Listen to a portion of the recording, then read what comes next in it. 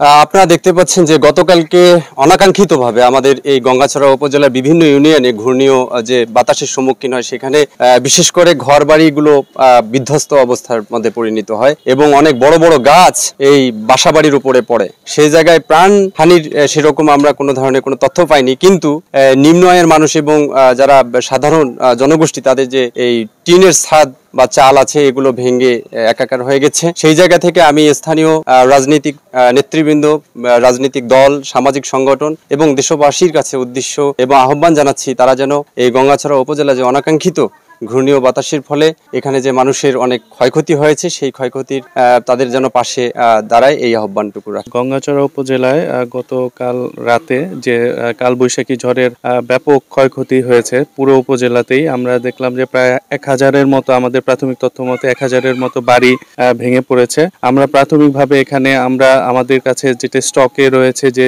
ঢেউটিন এবং আমাদের যে চাল রয়েছে সেই চাল আমরা বিতরণ করছি এবং একই সাথে আমরা ঊর্ধ্বতন কর্তৃপক্ষকে আমরা চিঠির মাধ্যমে এবং মৌখিকভাবে জানিয়েছি। আমরা আশা করছি যে ঊর্ধ্বতন কর্তৃপক্ষের মাধ্যমে আমরা সহযোগিতা পাবো এবং যতগুলো পরিবার ক্ষতিগ্রস্ত হয়েছে তাদের মধ্যে আমরা এই ত্রাণ সামগ্রী, টিন এগুলো আমরা বিতরণ করতে পারবো।